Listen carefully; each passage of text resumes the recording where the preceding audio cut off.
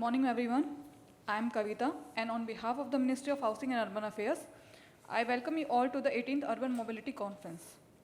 This round session is on creative redevelopment of cities.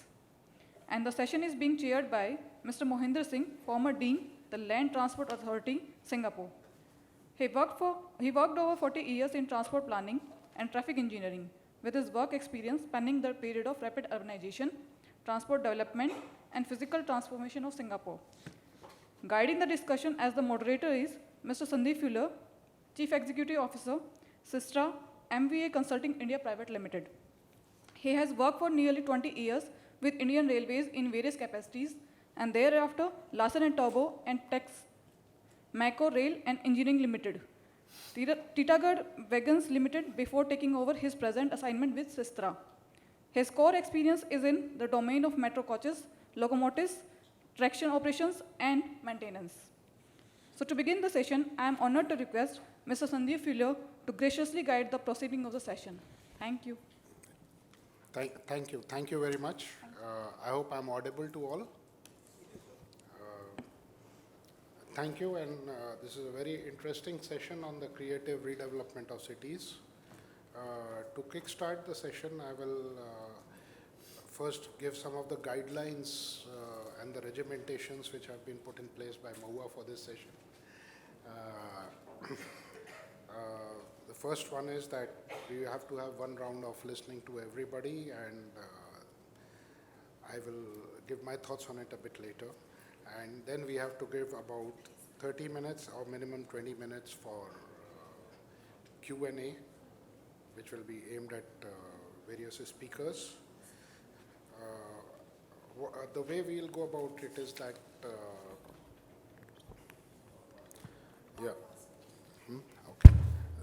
the way we'll go about it is that after the opening remark from our session chairman, then we'll be going to one speaker at a time, and we would like to hear from them their experiences. And I will give a brief introduction of the speakers, followed by something which was my thought process of what the speakers should be covering. Please do not be limited to that. It is creative, so think out of the box. I mean, if you want to think about drones or you want to think about telepathy, transmission, please go ahead and think. Having said that, some of the outcomes that are expected of this roundtable, again, a regimentation of MoHUA. The objective of the session is area-based strategies for creating creative redevelopment. This could be achieved through personal or local area plans, station area plans. Of course, one thing they forgot to mention is through a change, total paradigm shift in the technologies of mobility. This is something which came to my mind, so I'm just spelling it out. And the expected outcome is planning for a 10-year perspective to refurbish the core areas and terminals, area-specific regulations formulation, and role of citizens in preparing plans with wide consultation, to which again I'd like to add something from my own side, and that is that do not look at the viability or unviability of things, because what could be unviable today might become viable tomorrow. So please put your thinking caps on and truly think out of the box, and no option can be neglected. As I just said, you can think of drones and you can think of whatever.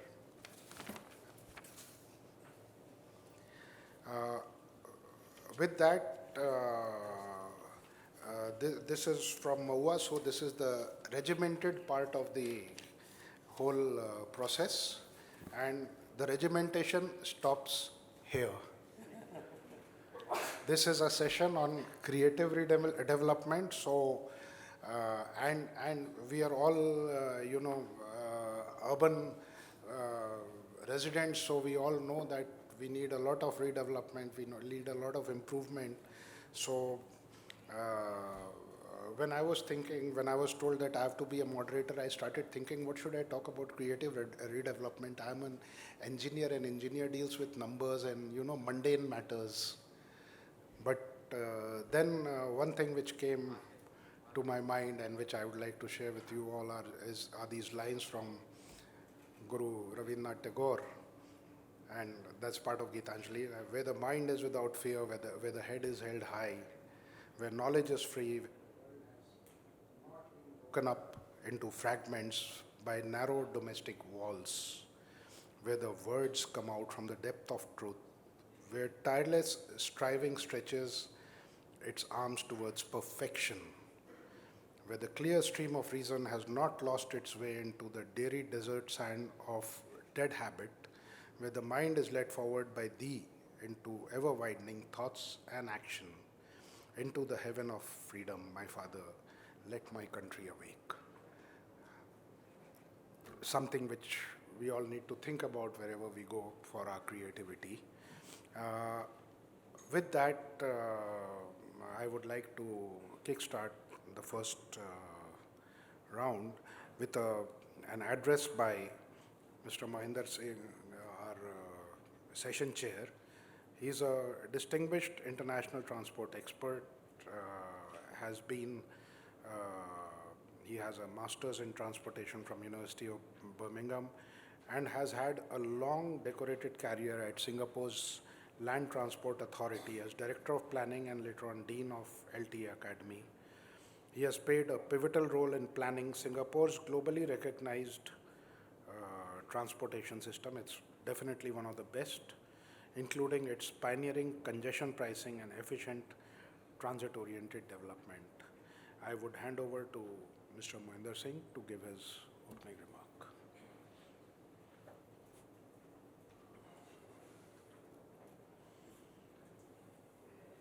Turn the mic. Sorry. Good morning, and Sandeep, thank you very much for that very kind introduction. Good morning to all of you. Can all of you hear me? Loud and clear? Okay. Too loud, is it? No. Okay, take it. Now, we're going to be using the word creative, and until you walk out from here, you'll be going in your mind, creative, okay. But on a more serious note, it's a privilege for me to welcome you to this roundtable on creative redevelopment of cities, okay. And then more than a third of India now lives in urban areas, and the next 2 decades will see unprecedented retrofitting, densification, and brownfield transformation of India and Indian cities, clearly. So it's a very important topic, therefore. And in this session, we will explore how creative redevelopment of cities can foster urban vitality, inclusion, economic resilience, and surface actionable strategies from all the experts here. Now, redevelopment is often seen as demolition and rebuild, okay? Creative redevelopment is about renewing the city without erasing it, okay? How can we retrofit neighborhoods to be safer, greener, and more inclusive while strengthening local economics and economies and cultural life? Now, Indian cities offer rich precedents as well, pressing challenges as well, you know? So, for instance, land consolidation and construction within the existing urban fabric are complex processes that often require the delicate navigation and balancing of sensitive land and social issues. Planning authorities frequently face the challenge of resettling people, significant numbers of people, poorer people, and vulnerable households, many of whom live on marginalized land and or in substandard housing. Now, even when cities successfully undertake urban redevelopment, unintended consequences may arise. And that's because, for instance, urban renewal often leads to rising property prices, values, which can result in windfall gains for land and property owners, but negatively impact residents who do not own land, for instance, okay? Now, so the question before us is, why promote redevelopment when converting new land on the urban periphery seems cheaper and less complex, you see? Now, cities thrive when households and businesses are strategically agglomerated, come together Increased density can lead to reduced transportation. I think that's the key. Compact cities versus sprawling cities. And energy costs, greater efficiency in service delivery, and the fostering of innovation and productivity through proximity. Okay.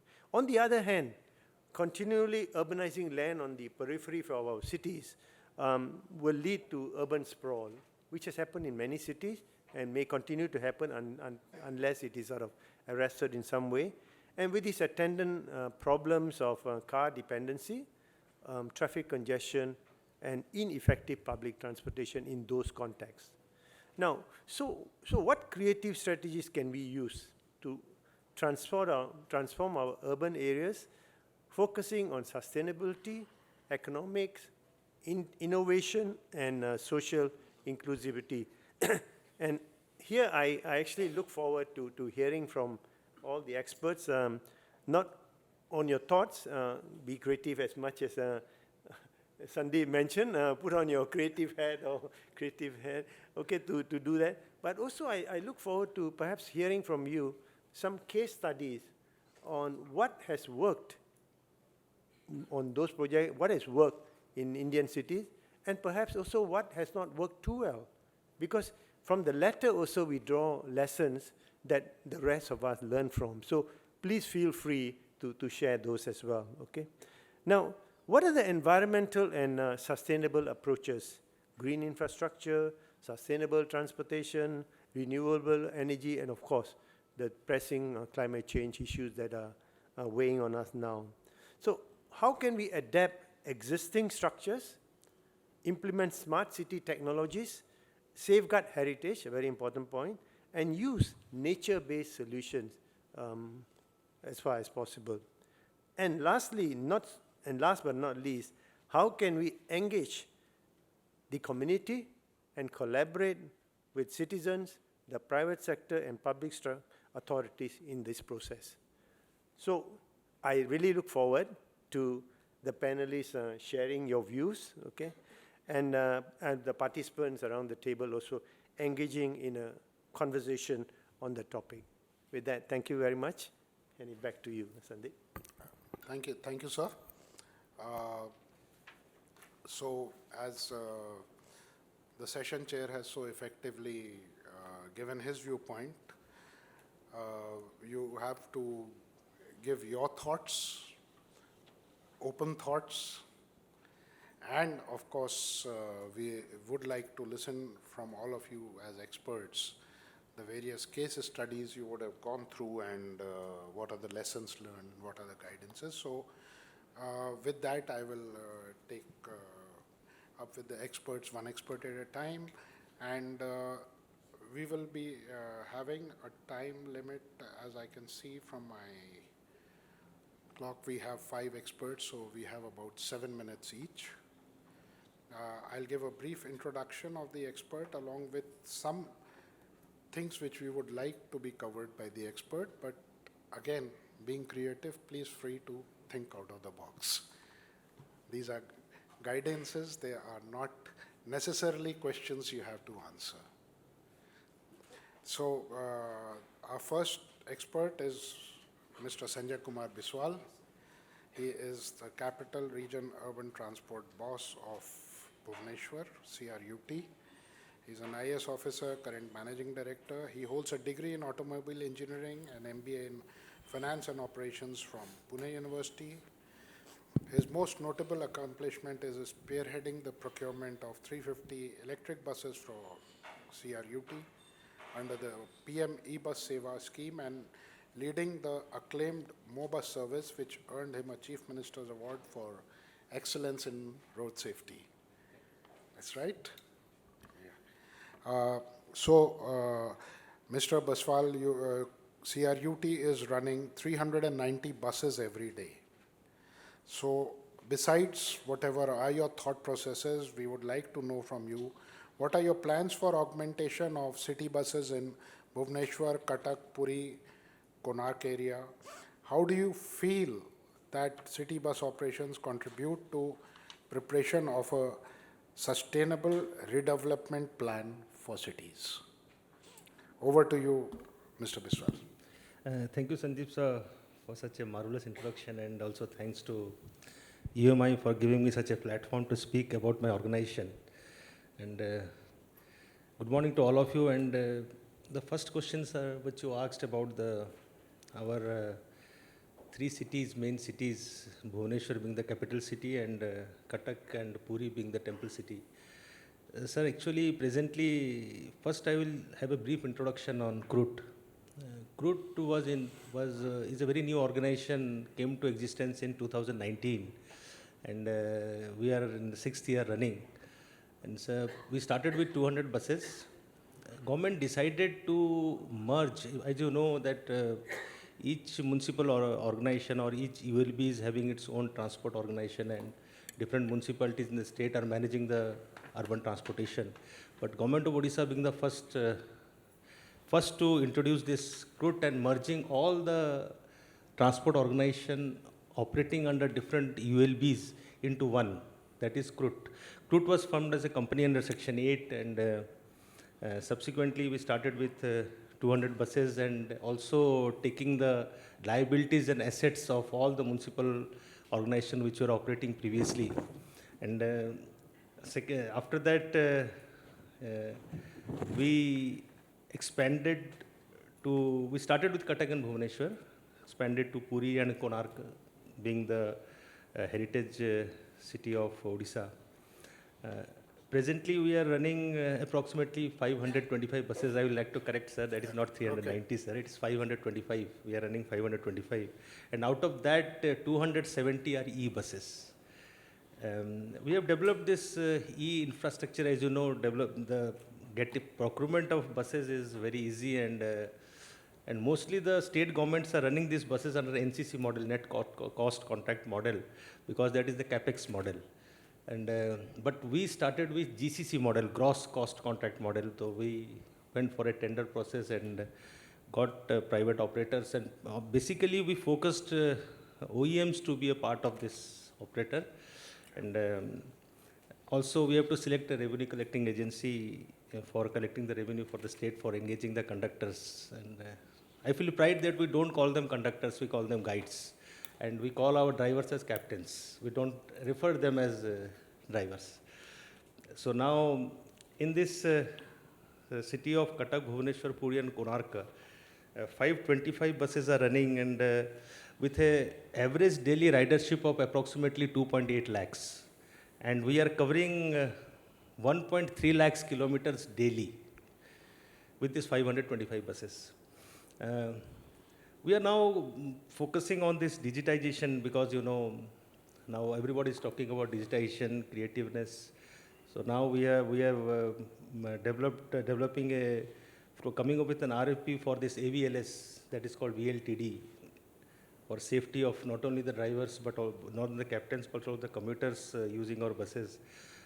We are coming up with this bill management system, automatic bill management system, and ITMS is a important topic which every STU and even the PM e-bus Seva sir, which are referring, they are also looking for this ITMS solution.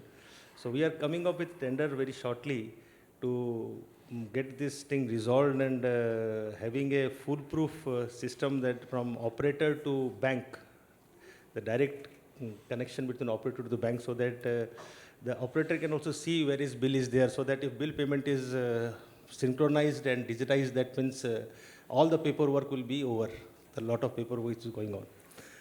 And sir, I would also like to mention here that we are also coming up with the last and first mile connectivity with ride-hailing services. Odisha Yatri is being our app in ride-hailing. This already agreement is signed with Moving Tech, and we are basically having lot of private partners. Chalo being our SI integrator, and above all GIZ is working with us since our inception in capacity building, and even they've assisted us in construction of modernized e-depots, because e-bus depots are very important for flying of for this charging infrastructure, for smooth flying of these buses. And then one more thing I have to add, this bus queue shelters, where the bus stop we called. So we are having a state-of-the-art bus queue shelters, 200 already constructed in Bhubaneswar. We are now expanding to Cuttack and Puri, so that those will be having LED display systems, and we are also having Amo Bus app. In that you can track your buses.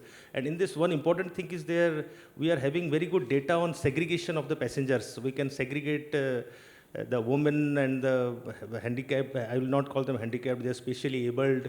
And third is our students, men passenger. Those segregated data we are getting, so that we can just revise those data, we can think of the data, and we can plan a better services using our consultants. So these are all we are doing, and I will also like to mention Odisha being a coastal belt, lot of boating services are there. So people like to use the boats, and boats are the most unorganized sector in throughout anywhere you go, because waterways are now, I think Kochi Metro is working on waterways. But what we have done, we have integrated all those boating services into Odisha Yatri app. So from here, under one app, you can also book the boat. So from here, you can book the boats are numbered. It is under OTDC, Odisha Tourism Development Corporation. We have merged, and we have collaborated with OTDC, and we are also taken boats under our purview. So not only bus transportation, we are now in ride-hailing services, we are now boating services, and finally also this ambulance services, the private ambulances, whichever, 108 services is very much there. They are integrated, and they are also having their own CCC to control it. But the private ambulances which are standing near the hospitals, whenever you feel, they are charging any amount, whatever there. So this ambulances also we are now integrating to this Odisha Yatri platforms. So this is going to be a multiple organization, and the CRUT is doing everything which is possible best for the public services. So this is all from my side, and that's all, sir. And if anything more, any questions, please free to ask, I'll be there. Thank you, Mr. Biswal, and really nice to know that you are thinking creatively and doing a lot of good things, bringing in the boats. Sorry, sir, interrupt. One more thing. Please. I forgot one thing, sir. This very shortly we have signed an MOU with NTPC, National Power Thermal Corporation, for hydrogen buses. So I think we will be the second STU. I think first they are flying in Gangtok. Gangtok is already operational. I think we will be the second STU. We have signed tripartite MOU with NTPC, Gridco, and CRUT. So already the hydrogen plant construction, MNRC, Ministry of New Renewable Energy, has sanctioned 16.5 crores for construction of the hydrogen plant. We are not going to use the groundwater for production of hydrogen, because water is a vital component for hydrogen. We are going to use the wastewater of the city, that is Bhubaneswar. WATCO is our organization. Already we are coming up with STP to get those that purified water from WATCO, and that water is going to be used for production of hydrogen, and oxygen will be obviously reached to the atmosphere, so giving with the fresh oxygen. So this is the thing I forgot and I want to add. Thank you very much. Thank you. Yeah, thank you, Mr. Biswal, and a lot of good things you're doing. You're creating a good circular system. You're using your sewage treatment. You're booking of boats, ambulances. These are very good, innovative initiatives, and I sincerely hope that all of them take off well. They are really, really very good. And you know, these are things which all of us think, and they are creative, but they're difficult to implement. So if you're implementing them, you're doing a very great job, and that's very nice to hear. Coming to our next speaker, Mr. S.S. Joshi. He has been the director rolling stock for Delhi Metro, and he belongs to the Indian Railway Services of Electrical Engineering. He has had a lot of inroads and insights into urban transit, his tenure at Delhi Metro, and he has a lot of expertise on Urban Rail and has been a consultant for major metro infrastructure projects. He has a number of accomplishments. I know most of them because I know him for more years than any of you, perhaps. But one of the notable is the management of the vast and complex rolling stock, signaling, material management activities of Delhi Metro, because the metro really took off under his leadership and expanded into a huge, huge organization which has been running very successfully. And right up to phase 3, he's been at the helm of affairs. So, Joshi Saab, you've had, I mean, Mahua says dual perspective, but I'm saying multiple perspectives, because you've worked on literally all sides in different complex contracts from the client side. You are now a consultant yourself. So when we talk about refurbishing core areas, terminals, major brownfield challenges, you have seen it. As a matter of fact, you have spearheaded the first refurbishment of Delhi Metro, the coaches at least. And you know, there will be always a lot of technical issues which come up, a lot of change of technologies, a lot of change in thought processes which could come up in that period. So while giving your insights on what you feel should be the creative redevelopment of cities, we would like to listen to you even from the technical perspective, because you've had that background and you really know how challenging it is to even, you know, change one light bulb in a coach. It's really challenging. You don't get it. So over to you, Joshi sir. Thank you. Thank you. As Mr. Mohinder Singh in the beginning said, that we'll keep listening creative again and again and again. So to me, when we are saying creative, so to me the creative is aspirational. So when we are, and there are two important parts in this topic. One is creative and one is redevelopment. So creative is aspirational. So basically, when we redevelop, we are aspirational. We want to do something better than what we are today. And when we are saying is redevelopment, to me, redevelopment is not just thinking about the land value capture, which probably is the redevelopment for majority of the people today. For me, it is to basically go back to where from we started. I just remember one couplet, in Hindi couplet, just I want to listen. I'm not sure how many people will understand. जब हमने नदियों की जगह ली, हमने उसे विकास कहा, और जब नदियों ने अपनी जगह वापस ली, तो हमने उसे विनाश कहा. So today, actually, what is happening is that as far as urban development, whatever are taking place, the chaos created by drainage system, the chaos created by unsustainable power system, and the havoc we are creating by noise and destroying our hospitality and hospital sector. So when we are redeveloping, we have to think about this, that we go back to where from we started to the extent whatever is possible. Okay, so somehow means if I talk of Delhi, when Kidwai Nagar redevelopment took place, no, probably we didn't do it. We didn't do it in Sarojini Nagar. We are not doing it in Nauroji. So means, see, what is happening is the people who are talking, who are giving us guidance that what we should do, whatever we have today, are we really doing it or not? So this is something where from I wanted to start.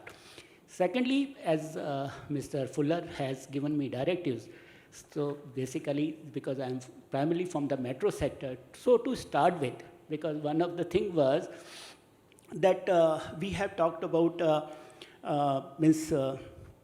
when we develop the metros or a public transport, we always say the public transport is not popular because of the multimodal integration or the last mile connectivity.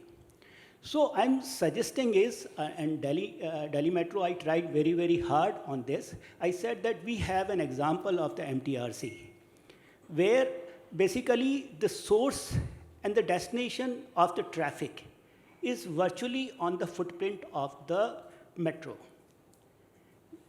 What we are trying to do is, when we talk of the basically this corridor, when we this metro policy is concerned, they saying is that metro will be enabler, and there will be a development across.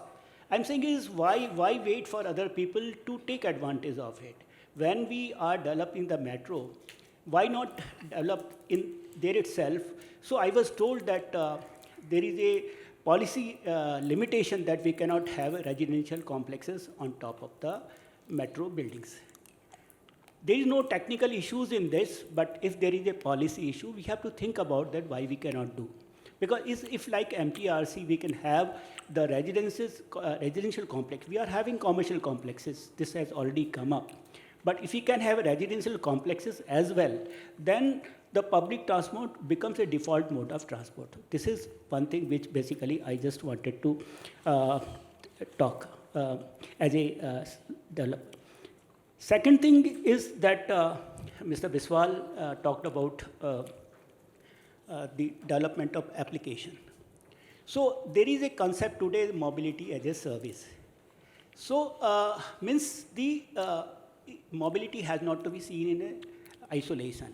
And we are spending a lot of money on the smart cities. So if we are integrating various options, like say, for example, the ride sharing, the metro, and if we club with the, of course, whatever I'm talking is, some of this have already started being done. Chennai is doing yesterday, we had in one of the session on this, and I was told that this has already been implemented, where the Google map says that what is the fastest mode of reaching. Today it talks about various vehicle types, that if you go by walk, how much, if you go by bike, how much, if you go by car, how much. But I'm saying is, if it gives an option that you go from A to B, then the part of the service you do by the metro and the part of service you do by the ride sharing, and you will reach the fastest. This kind of thing is not there because today there is no integration of the various services. If there is an integration of the services and they are working in harmony, then it is possible. Second thing is that as far as now, with help of this National Common Mobility Card, we are having we say one nation, one card. So the fare box can be commonalized. There can be one single payment system, and the payment for reaching from A to B can be single, irrespective of what mode of transport we use. And absolutely means I'm buying one ticket. I can pick up any mode of transport depending on the availability. That probably what will happen is that if we put together that payment system and an app which definitely will show that if we go by public transport, that is the fastest mode of going from A to B, especially in a place like Delhi. Okay, so if these things are, people are nudged to use the public transport. This is second thing I wanted to say. Third, as he said that basically this is what should be done, but the issues, what we face contractually. So contractually, the biggest issue what we face in any redevelopment is the ambiguity in the contract. And ambiguity in contract, one is that the lack of pre-planning and adequate time for feasibility study, that is one of the reasons. And second is intentional. Intentional is the hesitation to share the risk. The risk management has to be, the risk has to be shared, which is the best equipped to sort out that risk, not by something that who is in a higher position. The public agency or government definitely in higher position, so they will push on all the risk to the contractor or the consultant. But some of the risk can very easily, in the total interest of the project, time-wise as well as cost-wise, can be well managed if they are dealt by the public agency themselves. Like say policy regulations are there. Like a land capture or land purchase is concerned. The contractor and consultant cannot do it. Even if they do, they will do at a skyrocket price. So the risk management is the second thing, basically, which is required to be done. Similarly, as far as the consultant is concerned, the designing, planning, and execution. These are the best things which probably better can be done by a consultant, not by the public agency. So this is the risk management. If the risk management is done properly, then probably there are no issues. Secondly, what happens that some of the things, when I'm talking of risk, there are certain uncertain things which despite all your pre-planning, despite all your feasibility studies, may still happen, like utility shifting is concerned. So there is a charted utility, there is an uncharted utility. So whatever you knew, you have already charted them, you have already told. But when we are redeveloping, we really don't know. Like we were just doing this Kanpur. Kanpur, we were doing this metro. So what happened, the Kanpur was in two parts. Where Lalimli area is concerned, that was belonging to East India Company. So basically, nobody knew that what kind of planning is done there inside. So when India became independent, so they knew something about the other part, but they didn't know anything about this part. So basically, when we were doing underground tunneling, we came across a bridge, which probably nobody can think about that probably about 15 meters below the ground, there can be a bridge. So this kind of uncharted thing can happen. When we were doing in Delhi Metro near this Lal Killa. So there one site came and they said that it is a heritage site, so you have to reroute it. So these kind of things can happen. So if these kind of things happen, then there should be a dispute resolution system, well-planned resolution system available, that if such things happen, how we are going to handle it.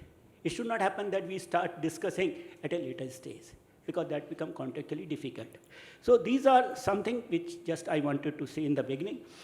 In the course of discussion, probably something more will emerge. Thank you very much. So may I add one thing? Yeah, please. Yeah, you mentioned the connectivity options for the passengers, knowing end-to-end time-based and system and fare-based. I think LTA has done a tremendous work in that area by adopting distance-based fares in all public transport modes, irrespective of the mode. So one can go by bus, one can go by the train, and not only time is known, the fare is already equal. So I think this is a good model which can be adopted in India as well. Your point is taken, yes, that's true in many cities, and there are common mobility cards. I would, we're talking of creativity, I would be more creative on that. Your face is your ticket. That's the future of things to come. Thank you very much for your views. So now I come to the next speaker, Mr. R. Srinivas. He's been a national level planner. He's a former senior planner from the Town and Country Planning Organization, the apex technical body for urban planning in India under the Ministry of Housing and Urban Affairs. He's an alumnus of IIT Kharagpur and masters from ITC Netherlands. Has been instrumental in shaping national level urban development policies. His most significant accomplishment is his long and influential career at TCPO, where he guided the formulation and monitoring of key urban plans, schemes and strategies across the country. So, Mr. Srinivas, with your varied experiences with different environments, I must say, because India has as many environments as their people. And your long perspective at the Town and Country Planning Organization as an advisor on various policies, there have been a number of area-specific regulation formulations. So, one question which I would like to know from you, and you having seen that would be able to answer best, is which Indian city serves as an example of successful redevelopment in your opinion, and do our current state level planning acts give tier 2, tier 3 cities enough power to create and enforce specific regulations and or we need a new institutional or legal framework, which we would like to hear from you.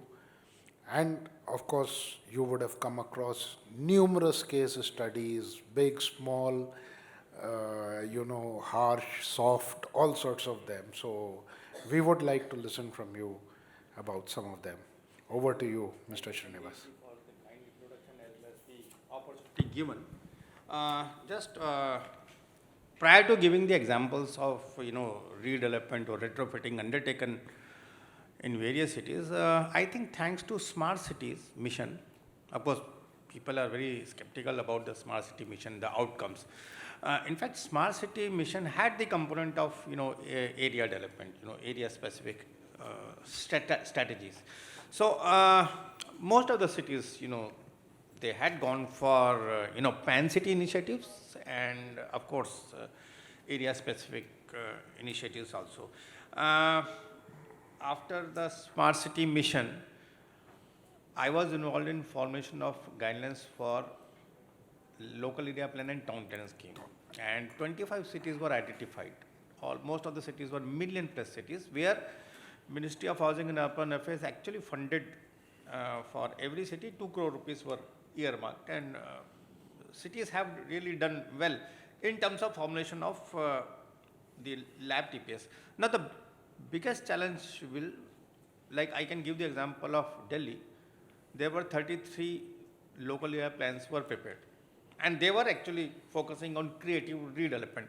But unfortunately, those plans remained advisory. Why? Because the Delhi Development Authority Act never had the provision of preparing a local area plan and then notifying. So they remained in shelf. But yes, there was a awareness created among the citizens that what local area plan should involve various components. Now, since money was given to prepare this local area plan and town plan scheme, under the urban planning reforms, which was initiated in 2020-21, the local area plan or area-based strategy was also identified as one of the urban planning reforms.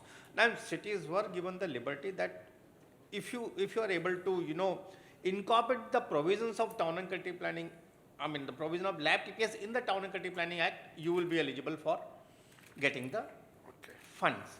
So first stage was money for formulating the plans. Now the stage has come how to implement those plans.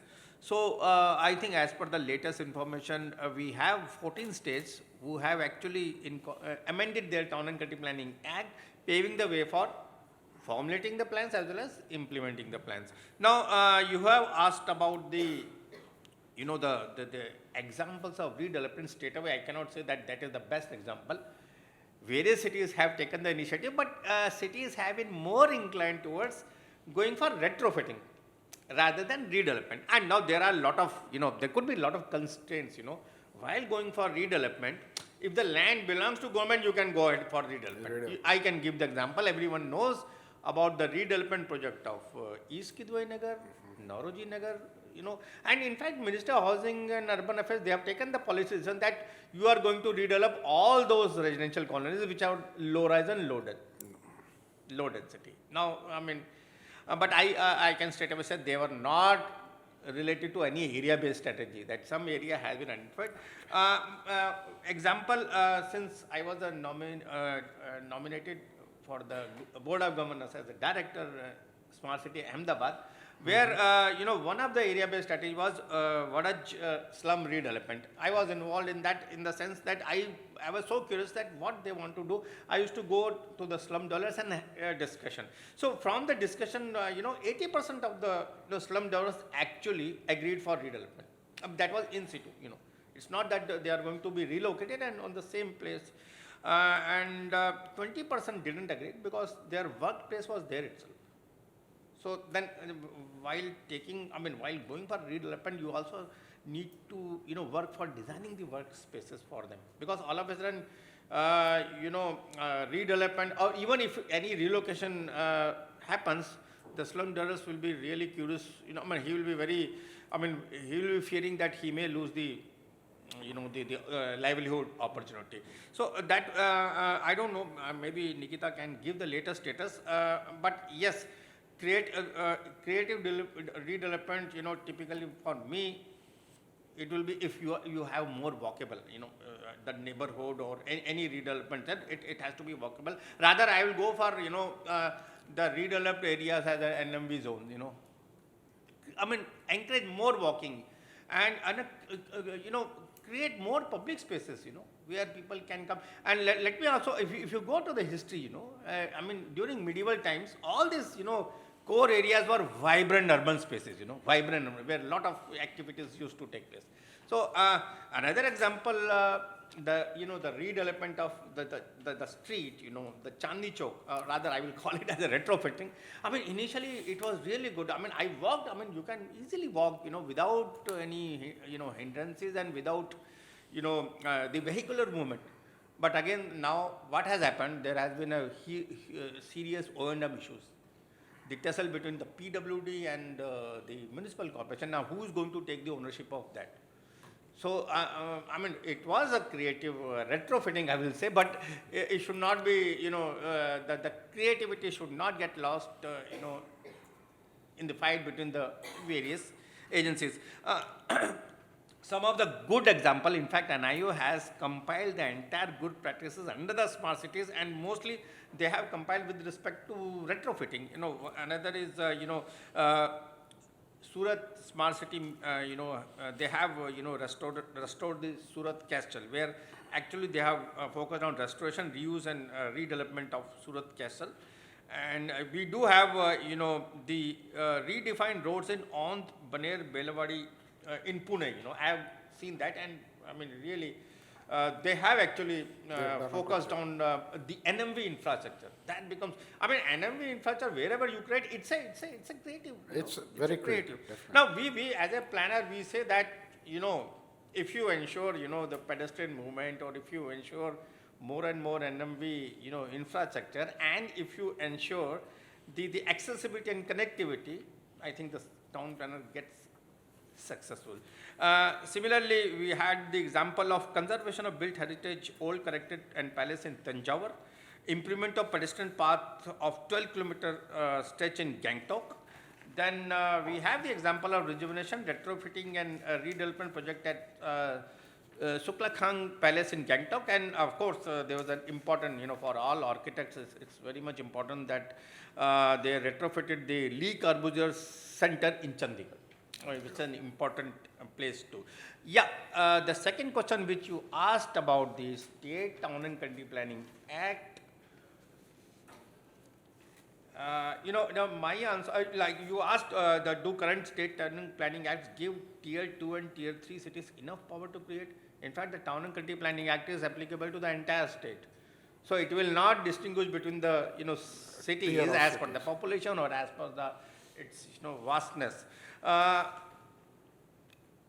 Yes, you also, there is a need for separate regulations. No, here Town and Country Planning Act will take care of, irrespective of the size of the city. But yes, you have talked about the area specific regulations. Now cities are actually, have been sensitized that wherever you take the redevelopment or retrofitting, you can go for area specific regulations. And similarly, let me also tell, those who are from the metro, that we are coordinating with the metro agencies, the town planning department and the municipal corporation to go for transit oriented development. So wherever the transit development comes, you need to prepare a TOD plans, and there you can have the transit oriented development regulations, where you can go for high rise, you can go for mixed use. But yes, we have to, see the impact of whatever regulations we formulate area specific. What could be the impact in the next 20 years? Because I don't know, this is my personal opinion. This is basically, when we talk about the metropolitan region plan, there we are talking about the decentralization. But the moment we go for TOD, there could be more concentration of economic, the moment you have a mixed use, the moment you have the high vertical growth, because, I don't want to compare with cities, with European cities or Singapore. Here, the scenario is totally different. The more you resolve the first and last mile connectivity, the more concentration will be there. So, Baki, let's, we can have a more discussion on that. Thank you very much for the opportunity. Thank you, Mr. Srinivas. Very thought-provoking and perhaps a very good insider view for everybody of what the planners and the actual people sitting at the helm of affairs and making the policies, what they are faced with. Not everything is as hunky-dory as what we think it out to be. So with that, I come to Professor Nitika Bakuni. She is a program chair for urban transport system at an associate professor at CEPT University, Ahmedabad, a graduate of CEPT itself. Her work focuses on the critical intersection of transport with environment, social planning, and she's done a number of research papers and a research and academic leadership in sustainable transport and defining meaningful stakeholder consultation and analyzing the revitalization of Ahmedabad walled city have been some of her major achievements. She has also had experience in working with the water transportation, which is the future, as I see it on date, because all land is occupied and water fortunately is one place where you cannot make a house, so it's still available for movement. That's my point of view. So your work links transport with environment, with social planning and all the things. A key outcome is the role of citizens in preparing redevelopment plan, because that's a planned outcome of this. From your research and your insights that you've had, stakeholder consultation, I've seen in many places, is a very, very complex type of a thing.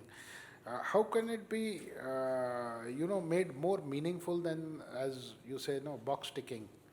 It is.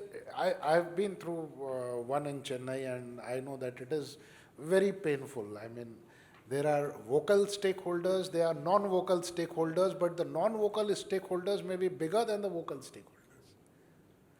And you never hear them and you never plan for them, and then they just boomerang in your face. And what are some of the challenges faced in the walled city, which has been one of the programs you've been associated with? So over to you, Professor Nitika. Thank you, sir. Thank you for giving me this opportunity to speak on this very vital topic of creative redevelopment of our cities. And as you rightly said, that who are we redeveloping these cities for as our citizens and the people that we go to ask what they need in terms of when you are taking these big decisions in your offices and planning for them. They are the ones who are generally neglected in this whole process. Or as you said, as a tick mark exercise that, the plan is done. Now you just tell us some opinions are taken, some minor changes are done to those plans. And that is how consultations generally move. So when we also, since I'm from the academic side, when we are teaching students as well, a lot of our focus is on consultations, on how to conduct those consultations, and how can we ensure that people's perspectives are taken in to view. And one thing that we have, keep telling to our students as well, is that, consultation is not a one-time activity, it's a continuous engagement that you required, right from the conception. So even before you start a project, you need to go and speak to people, try and do some kind of community understanding of where you are going to, because we are looking at local area plans, we are looking at areas which are going to get regenerated or redeveloped in this whole process. And from that perspective, people will know what they need. And if you are giving people what they need and taking into consideration what kind of environment in the larger sense of making it sustainable and economically viable that we are hoping for, then I think some of those challenges are taken care of. Another thing that we generally do when we do these kind of consultations is having some kind of neighborhood walks, trying to identify, picking issues that they really feel, very concerned about. These may be very small issues. It could be just, the way the wiring is going. When we did the old city, there's a lot of challenges of, overhead wiring, telephone lines, the way the areas were. There were a lot of hoardings in that area. So the heritage value was not, really coming out as well, because as you are all aware that Ahmedabad has the UNESCO World Heritage site, which is in the core city of Ahmedabad. And it was, and to do that, I think the CSO engagement who are working with communities become very important. And there as well, we tried and, worked with CSOs, especially CSOs who worked with women's issues and stuff, because women are the one who will be there throughout the day, and they know what works and what doesn't work. And they sometimes we forget them in the whole consultative process. But here we worked with the Mahila Housing Trust to kind of try and understand what their perspectives were in terms of bringing out issues, what their challenges are, and then reorganize their streets and did a couple of redevelopment pilots, as you say. Another thing that we thought was very important is this knowledge sharing about how different areas respond to redevelopment. So there could be workshops that could, inform, and you could have a collaborative ideation workshop with different communities from different part of the cities, try and do that. This thing we also realized when we were doing the electrification of auto rickshaws as a part of our, local area electrification strategy, LEZ strategies to say for Ahmedabad. And what we realized that a lot of auto rickshaw users, or in fact the owners, were not shifting to auto rickshaws was not because of the anxiety issue of the charging and stuff. It was more about the color of the auto rickshaw. And that came out because of these consultations. They felt that if you buy the color scheme of blue and white auto rickshaw, people don't stop it. They will not, stop for it. And those are small things that you will only get to know when you are consulting with people, when you're going and trying to get their insights into things. Another part of the redevelopment or this whole regeneration kind of a thing is that all our old cities are very compactly developed. There are a lot of issues, and as we are, our economic levels are also increasing, aspirations of people are also increasing. So a lot of people in Ahmedabad also are moving out of these pole areas, as they call the old settlement areas, because they can't park their car, they cannot do anything. And because of the heritage regulations that we felt, that a lot of this upkeep is becoming very expensive for them. So what is happening in the process is that you are losing out heritage, because all these places are now getting converted into godowns, because a lot of markets are in and around the heritage area. So those kind of challenges, because if people are staying, we have a living heritage, then it is, and we work towards making it livable for the people who want to stay there, becomes important. And these are areas which have culture, so when you have the kite festival in January in Ahmedabad, the terraces of these poles are rented out for one day for like 50,000, 75,000. And people actually come from outside and pay that amount just to be there to get that experience. So why can't we plan or make our regulations in such a way that we conserve these things and also not shift the burden of this conservation to the private owners of these properties? So these are some of the insights that I have in terms of how one, consultations can be done, and also how redevelopment or regeneration of these areas can take place, because plot sizes are small, and if we go for redevelopment, you cannot really build on those. You cannot get that building a plot as well. So there are a lot of these kind of issues which planners now are trying to address, and the regulations are getting changed. As Mr. Srinivas also said, that we are looking into all these things. There are a lot of incentives of TDR, heritage TDRs that are also coming into place of how one could give them rights for development and stuff. But the other issue that we also saw in Ahmedabad is when you look at TDR and the market that operates these TDRs, heritage TDRs are a little expensive than the other ones. So because of the land value which is more in the core area.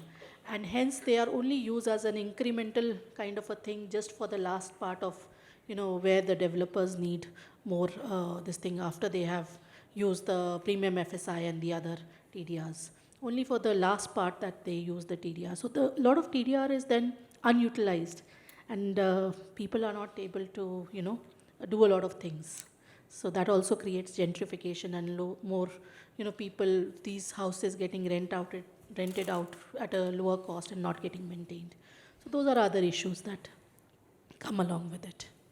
Thank you. Thank you, Professor Nitika. So my two key takeaways was we have to take care during redevelopment of the hygiene factors, more to do with the thought process. And another very important item which she mentioned and which we all should take note of is that whenever you're doing creative redevelopment, women are much more perspective and we should listen to them. I very strongly believe that because men normally do not stay in that area throughout the day. The women do. They know what happens through the day. And otherwise also women are more perspective. That's besides the point. Sorry. Another interesting thing, like, if you start talking about Ahmedabad, I also become very sensitive about it because I was the project director of Ahmedabad Metro when it was commissioned.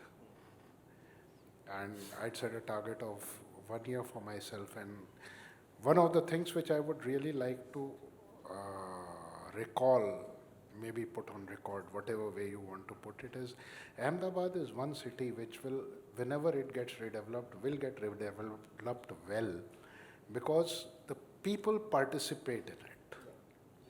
The participation of people in Ahmedabad, in whatever I did, I mean, I used to go on site visits and off and on just people will just walk in, कोई लग रहा है कि बड़ा साहब है क्योंकि उसके साथ बहुत सारे लोग हैं तो चलो इससे बात करते हैं. Let's talk to him. Let's give him our views. Sometimes they were very positive ones also. I mean, especially during my visits to the Kankadiya station, I used to hear a lot of things from people, and then if you, integrating it with high speed and also integrating it with the people's aspirations was not a easy task, but we finally did it. And as a matter of fact, the construction of that station was going on till the time 5 minutes before the Prime Minister walked in for the inauguration. Till 5 minutes before, there was JCBs and rollers parked and working. Right, so that brings us to the next speaker, Neetu Anna Joseph. She is a technical advisor at GIZ. GIZ do a lot about sustainability, if I'm not wrong. And she's a specialist in innovative urban transport financing. She's previously served as a manager for transport planning at UMTC, an alumni of CEPT. Her notable accomplishment has been the pioneering work she's done in value capture financing and transit-oriented development, including creating revenue models for major infrastructure like the Delhi-Meerut RRTS corridor. She again has also worked in the future transport, which is the water transport system. Perhaps you could develop something for Delhi so that we can travel faster by the Yamuna River than going into the city and not being able to come out of it. So, since you worked a lot with TOD and value capture, so we'd like to hear your views about a very slightly controversial thing, the TOD and the development-oriented transit, DOT. Opposites, but we'd like to know, you are the experts, so we'd like to hear from you. And specifically in terms of the tier 2 and tier 3 cities, which are the ones which are really going in for a lot of things which are happening right now. And of course, there was an LVC policy introduced in 2021 by Government of India. Which cities do you think have made a successful attempt at implementing these policies? Besides this, again, please be creative and give us your views as they come. Thank you for the question, sir. It's really a pleasure being here amidst all the eminent speakers. So I'll take your question in parts, sir. So your first question is about TOD as well as DOT. So that essentially depends on the context and the maturity of a city that we're looking at. So transit-oriented development is more a familiar concept to a lot of us in the room because it's transit-led development. It works especially well in larger cities where you have an existing high-density network of mass transit systems available. It is very lucrative on paper. It is unfortunately also used as a tool to justify your IRR for mass transit systems, which is not how it should be treated.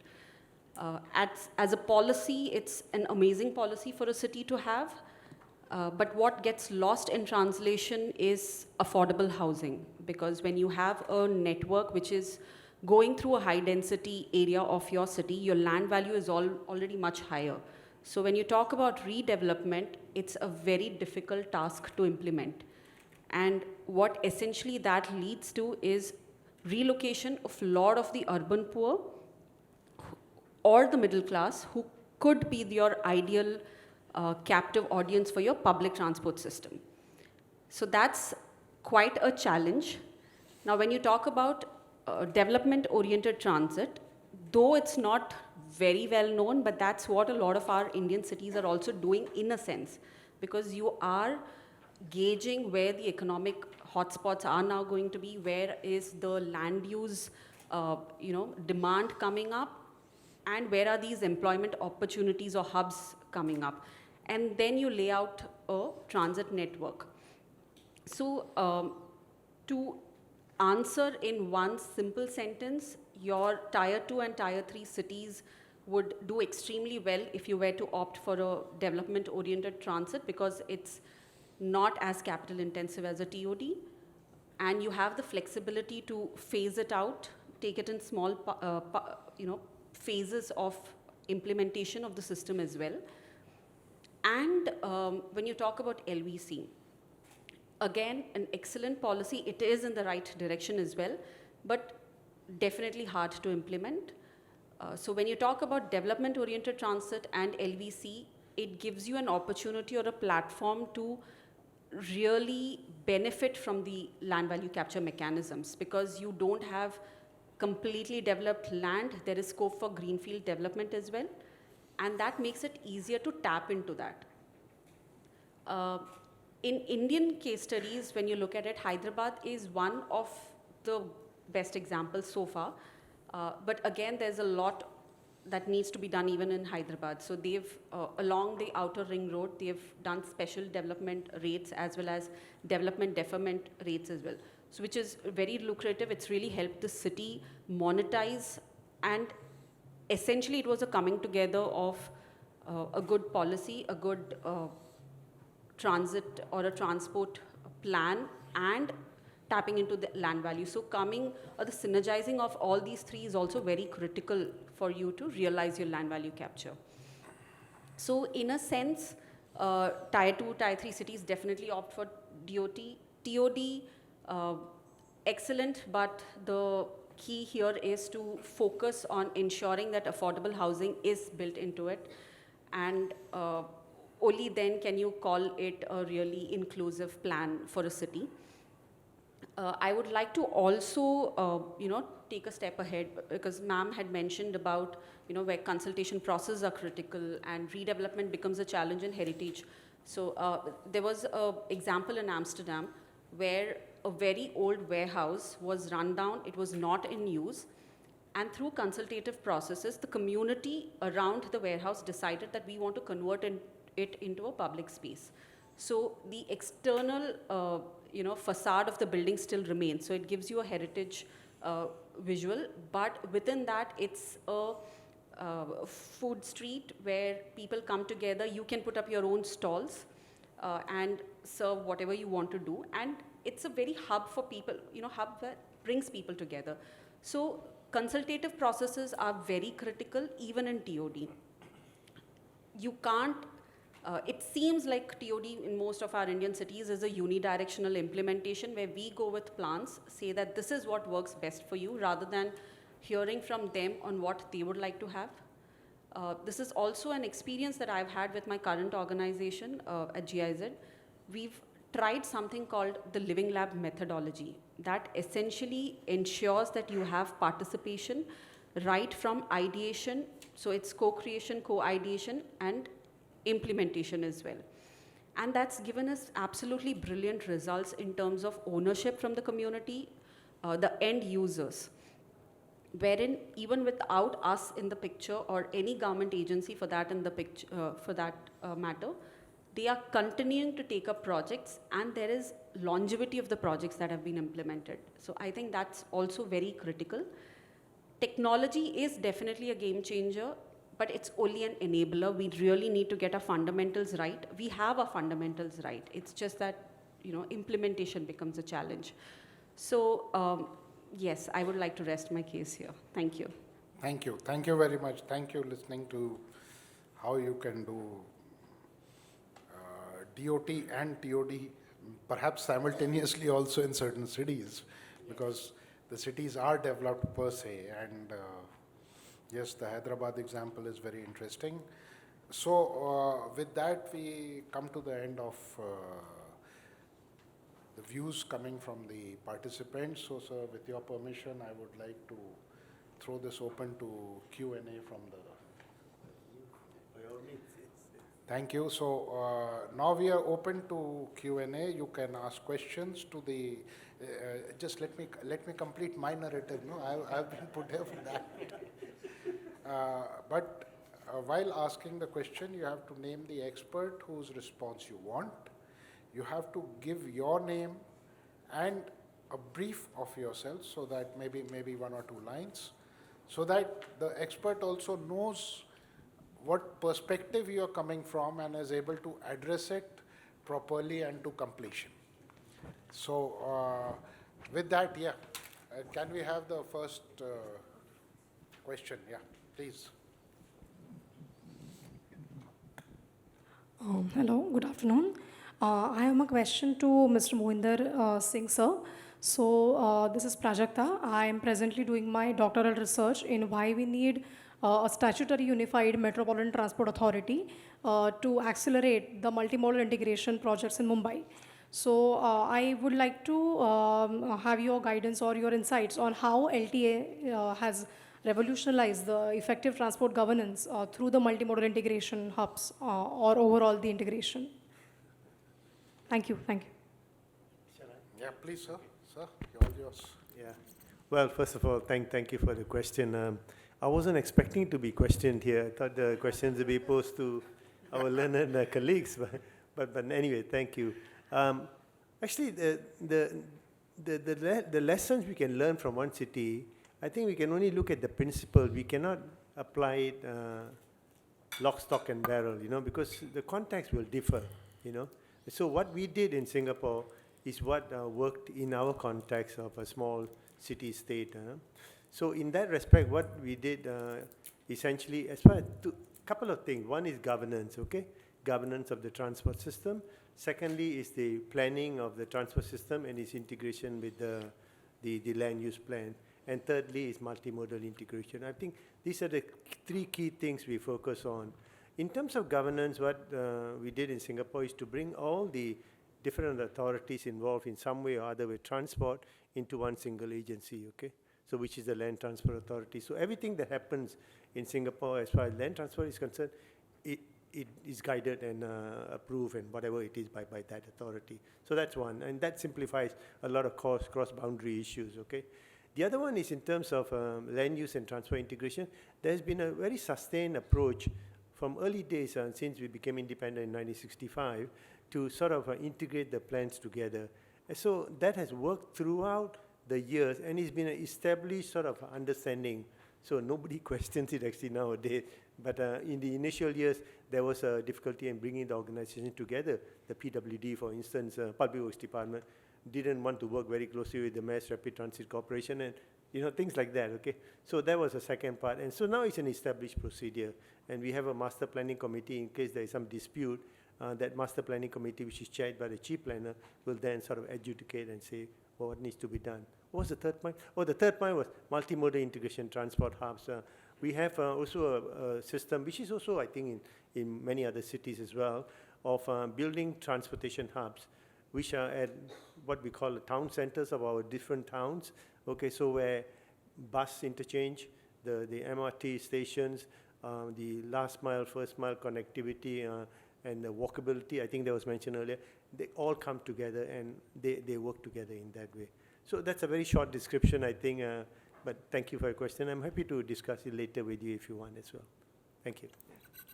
Good afternoon, this is Kannan. I'm basically from IBS Department of Government of Tamil Nadu. Now I have been deputed into CUMTA, Chennai Unified Metropolitan Transport Authority. I have a wide experience. I worked in NHA also, National Highways Authority of India. I worked in Chennai Metro Rail Limited also. Of course, I worked in the financial things also. First question to Sanjay sir. So you said that they added the more e-buses and you have given the app development and all. So besides that, what is the infrastructure we developed so that it will encourage the people to use these buses? Are we planned or implemented, like the standardization of the bus stop, walkability things and all? So whether this has been planned and it is working success. That's the first question to Sanjay sir. And then second question, maybe Srinivas sir or the director Rolling Stock can answer, because I worked in CMRL, DMRC also prepared DPR for us. So while planning the metro or mass transit, rightly pointed out, we are working on IRR, assuming that the TOD will be developed, other things. Rather, instead of seeing that, is there any first and last mile connectivities are happening? What is the behavioral of the passenger commuters? And of course, the TOD. After developing our transit, and we are looking for TOD, increasing FSI, but we are not looking for whether we can create the infrastructures like a water supply and power supply and sewage system. So all put together before planning the mass rapid transit, there will be a general things all fulfilling, then we can plan it. Is there any common approach we are following it or not? That's my doubt. Even I face in Chennai Metro Rail also. This is my question. So let's take it one at a time. Yeah, thank you for your question. Whatever was there in the question, I will start with an economic corridor zone is being planned, that is BCPPER, which I forgot to mention during my address. That is Bhubaneswar Cuttack Puri Economic Corridor region has been planned. It's already in the development stage. Work has started, and we are talking about TOD, that is transit oriented development. Right from what Neetu suggested, that the affordable housing, we started from that portion. Then we reversed in a way and came to the transport sector. That is first mile, last mile connectivity. As Sandeep sir told, the waterways. In this corridor, it is a complete coastal belt. This Cuttack, Puri and Paradip. Paradip has a very big port, Paradip port is a very big port in India. So this is already started being planned. And in this, all these parameters under TOD is being taken into considerations. Already tenders floated, work started. And I think the second thing you told about the e-buses, first procurement of e-buses is easy. You can do it. It's very costly. Nearly one bus costs 1.5 crores. Getting those buses to ply in a simplified and systematic way, you need infrastructure facilities. So already in the PM e-bus Seva scheme, in which we are getting more than 400 buses for 200 for Cuttack and Bhubaneswar and 200 for other municipal corporations. The first part which in this scheme is from Mahua, it is the construction of the e-bus depots. And it is electrical part. There are two parts. One is civil part and second is the electrical infrastructure. Civil part, 60-40 ratio, 60 to the central government and 40 to the state government. And electrical part, 100% been funded by the Mahua, that is by central government. And already there is a precondition. The buses will only be delivered after the infrastructure is complete. So we are already on the process of completion of the infrastructure facilities which is required for this operation of e-buses, because you know once it is fully charged, e-buses can ply almost up to 180 to 200 kilometers. And with 20% SOC, you have to revert back to the charging stations. And besides that, we have come up with a very good bus stands that you called BSABT in Bhubaneswar, Baba Saheb Ambedkar bus terminus in Bhubaneswar, and one more Netaji bus terminus in Cuttack, where also we have gone for opportunity charging, that is called intermediate charging, which is also a very important factor, because the bus cannot come all the way from the place that is called railway stations, or you take airport or this bus corridors to the charging infra, which is at least 10-20 kilometers away. So all these factors have been taken into considerations. We are having intermediate charging facility at all major centers. Atal bus stands, already it is in process in different places in Puri, Bhubaneswar, Cuttack and Paradip. So all this infra we are taking into consideration before procurement of the e-buses. Thank you. Can I just, there's another part to the question which is left unanswered. So can I have your views? Like he said that when you plan, you have to plan the associated infrastructure, including the transit-oriented infrastructure. So, Mr. Srinivas, it's for you. I mean, that's a very vital question, you know. I mean, he has actually emphasized on what about the infrastructure. Now, let me tell you the example of Anand Vihar, because my office is located there in Institute of Urban Transport, and I want to walk in that area. So for walking also, I mean, Akanksha knows very well, it's very difficult, you know. I mean, the multimodal integration has been done. But a person who comes for the first time, virtually he will get lost somewhere. He will keep on asking because there are not proper signages are there. So then if you talk about the pedestrian infrastructure, all the pedestrian path has been occupied by the vendors. And I don't know who allotted the spaces, designated that pedestrian path as a vending zone. I just don't understand. And then, you know, all of a sudden, pedestrian path is continuous, but all of a sudden, you know, if it is a 1 kilometer set, 500 meters have been occupied by the vendors, and another 5 meters, virtually the pedestrian path has been converted into urinals. I've got those photographs. And I remember during the 12th 5-year plan, Sridharan Saab was the chairman of the working group on transport. And he specifically asked me, I want to know how you can decentralize the economic activities. I have made a presentation in the NCR, you know, perspective. But at that time, there was no thinking of TOD. Now, all of a sudden, the TOD has come, but a cautious approach has to be adopted. It has to be pedestrian friendly. I don't want, or we don't want multimodal chaos. You know, virtually it is chaos. All of a sudden, a bus comes from the terminal. I mean, virtually you will come under the bus, you know, if you are not cautious. That too, we are on senior citizen, in the bracket of senior citizen. So, yes, from planner's perspective, I would like to conduct, you go for multimodal action, but I would like to conduct a DIA, Development Impact Assessment. What exactly will have impact on the infrastructure? You kindly, I don't know, those who are Delhi, they are very well aware of the Lakshmi Nagar. You know, Lakshmi Nagar also was slated for a multimodal integration. Now, if I see in the 500, if I make a TOD plan, I will know how the infrastructure is virtually, you know, the sewer, you know, they have blocked, the urinals are open. I mean, virtually full of, I mean, Anand Vihar is also, I can say it's the dirtiest place in Delhi. And of course, it has got a, you know, what I will say, whether it should be infamous or famous, 500 AQI. Virtually you are, smoking so many cigarettes. So somewhere we have to really see, but I totally agree, he has raised a very vital point.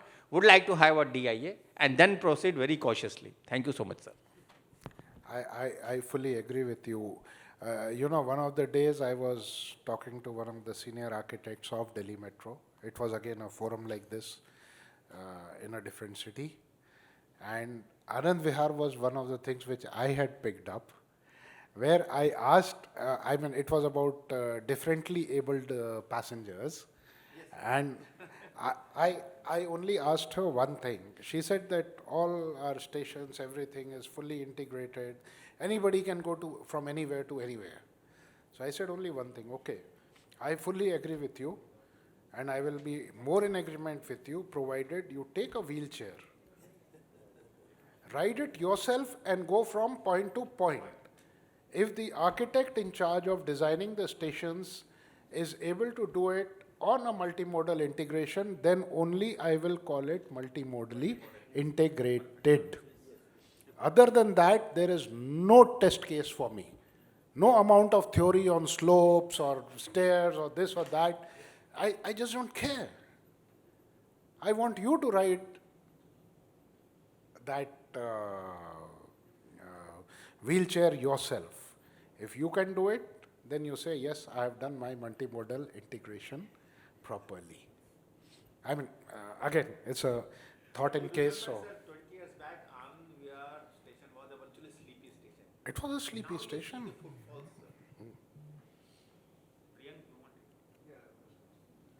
Yeah, somebody else has a question. Yeah, please. No, there's a gentleman there. Yeah, please go ahead. Please go ahead. Myself, Varun Gajjar. I am a postgraduate student from NIT Surat. I am currently doing my master's in urban planning. My question is to Srinivas sir, is it possible to have single, integrated and hybrid land management tool which can be implemented nationwide, considering the Mahua's vision of land management, land assembly tool, in considering the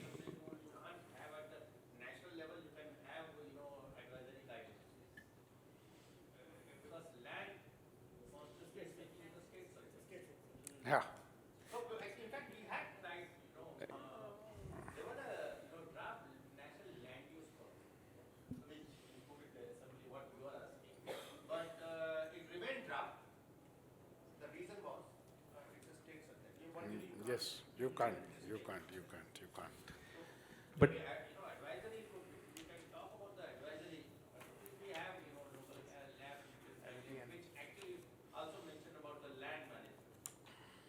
So, because the state specific, yes.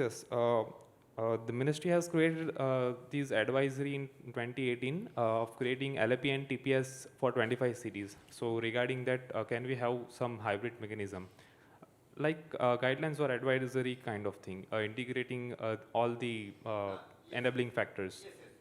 You must have seen actually, I was myself and Harpal both, we had actually formulated those guidelines, in the 2000 in consultation with SEPT we had done. But hybrid model again, it depends on how state are proactive in amending their TNCP acts. Of course, Gujarat is one of the first state where it has already amended their act to have the provision for local area plan. Now it depends, and straight away you can't say, for northeastern states, it's very difficult even to imagine, you can't have even town planning scheme, which actually talks about the land assembly and with the stakeholder consultation. So, you can have advisory guidelines, but now you have to wait because we are going to have city challenge fund, where funds will be available for the states to go for implementing both LAP and TPS. Then we'll have to see ministry from time to time, they will issue the guidelines. And you kindly see the, the guidelines for urban planning reforms, which actually tells about the land management. But now we expect fresh guidelines where cities will be eligible. But this is again performance based. If cities are able to do, then only they will get fund. If they are not able to do, they are not able to implement, then it will be difficult for funding. Thank you. Thank you, sir. Sir, your question. One question for Biswal sir. Yes. You talked about water transport, and you also referred to water transport, and I believe anyone who has been to Calcutta and used the ferry will know the value. And sometimes you can get from Calcutta to Howrah faster in a ferry than by a. So obviously it seems that this should be really considered in public transit, but I think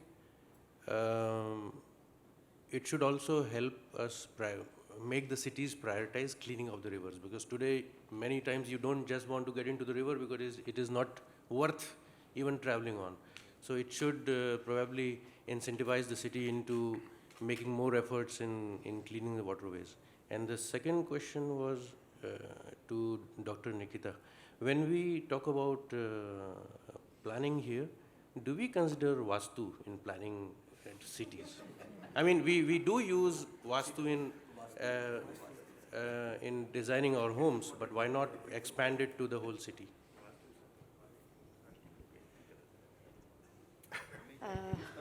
Well, sir, Vastu at the moment we have not got that far. I think we are still, our cities are still, in some way or the other, developed by the markets that operate in the city, the, real estate firms and the, developers who are there in the city. And I think they have their own logic about certain areas. Probably they may be looking at Vastu, but at the planning stage, not yet. You see, Vastu derives itself from real life experiences in a statistical manner. In a statistical manner over the years. Many years back, I'd gone to Dubai. I was doing a survey for the Dubai-Abu Dhabi high-speed line, and there was a sort of a rainfall. I mean, few drops here and there, and all of a sudden, small green plants erupted all over the landscape, which was otherwise sand dunes only. It got me thinking on what my country is like. It is blessed. You eat a mango, the fruit which is most common in the country. I believe so. At least I'm very fond of it, so I believe so. I want to believe so. You eat a mango and you just throw the seed. You'll have a tree. It doesn't have to wait for rains. You have a natural protection on top. You have a crown, virtually impenetrable. You have protection on all sides. You're really blessed. We should count our blessings. We are already Vastu compliant, in my opinion. In my opinion. Thank you for that. I believe it is lunch time. So there's another question. Okay, please. Yeah.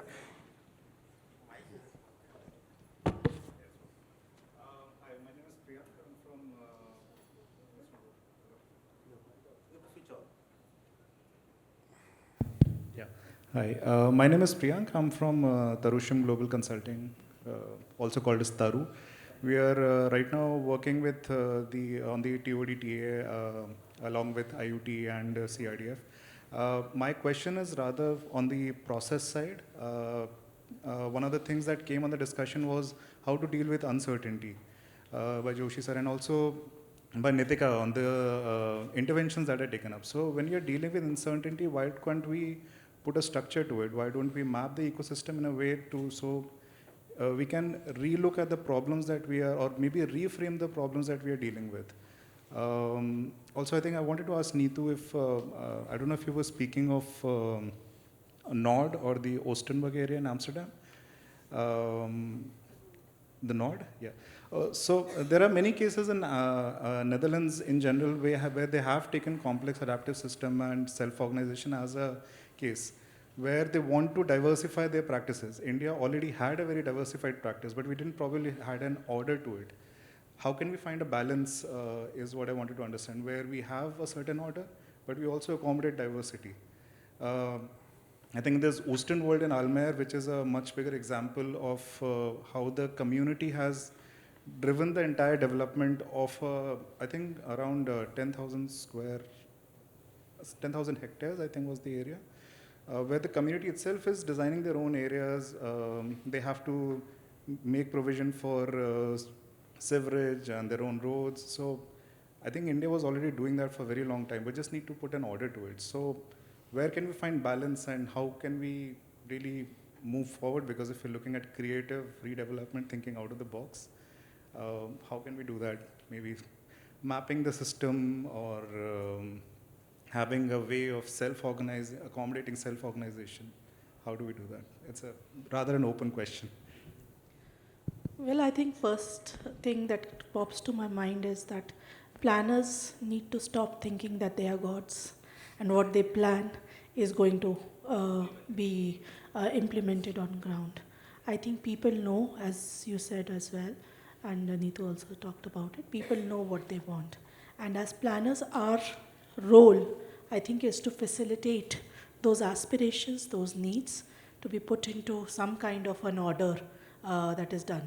The moment we start making plans that are implementable, that people really want, you will not see this chaos in our cities. Our cities will be functioning much better, and you will not even see these violations of land use or, all these kind of things. We create problems for ourselves because as planners we feel that, oh, how can I allow this and how can I not allow this? And our cities are constantly changing. Our needs are also very, dynamic as such.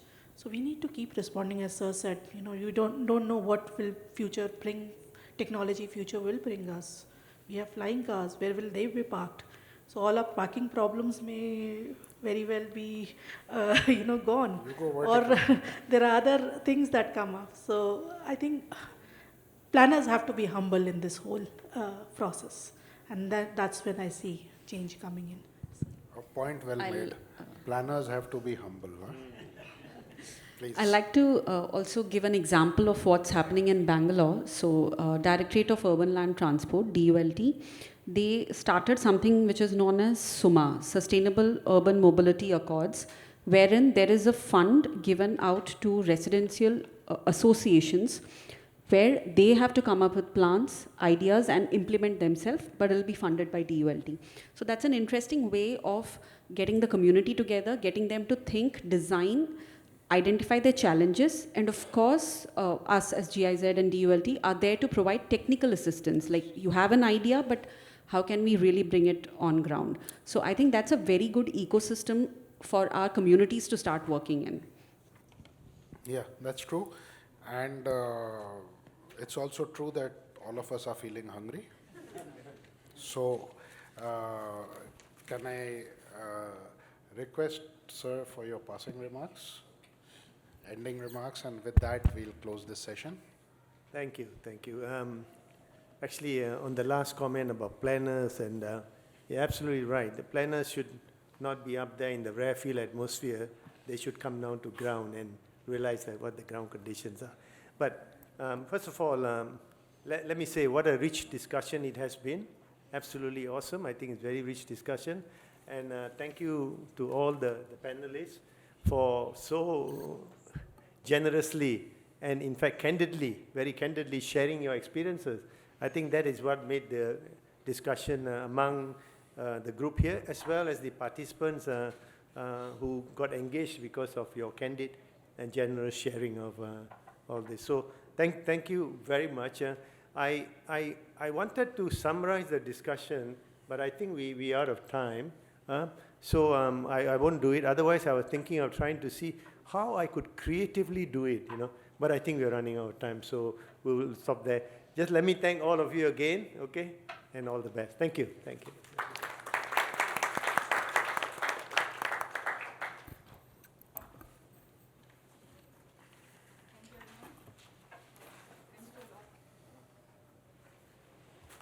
Sorry, Moderator Sabji, thank you very much. I forgot to thank you. Thank you. Thank you, sir.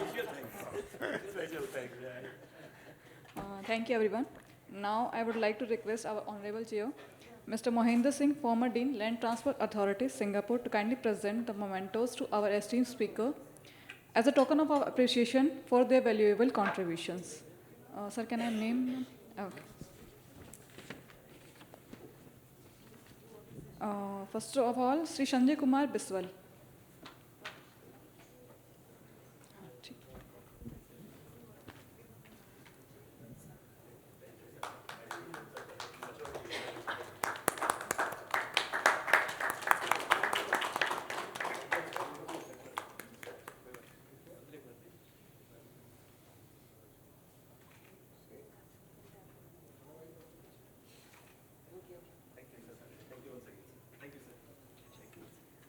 Shri S.S. Joshi, Director, Rolling Stock, DMRC.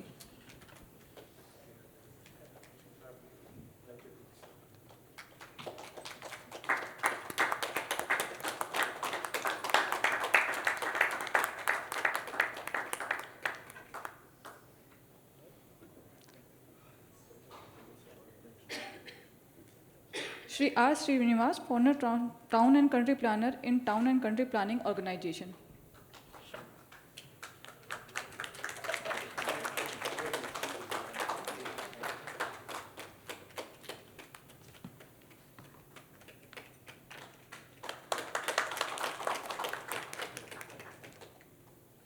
Dr. Nikita Bakuni.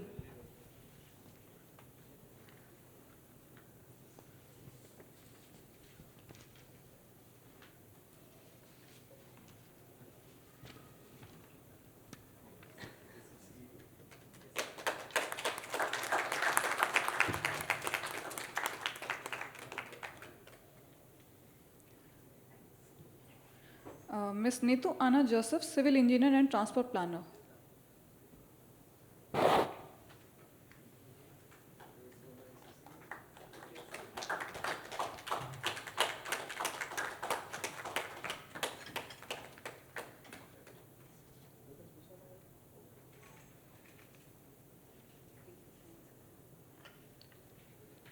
So, Mr. Sandeep Fulo, CEO, Sister. Chief Executive Officer, Sister.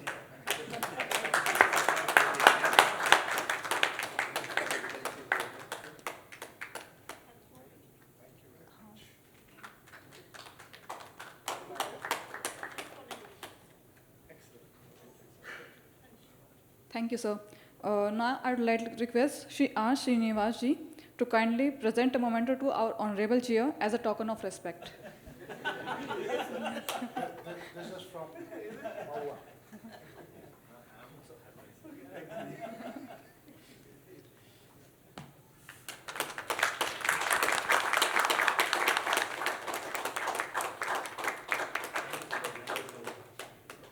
Thank you, sir. Thank you so much. Now, I would like to request all the esteemed speakers for a group photo. So, please, everyone.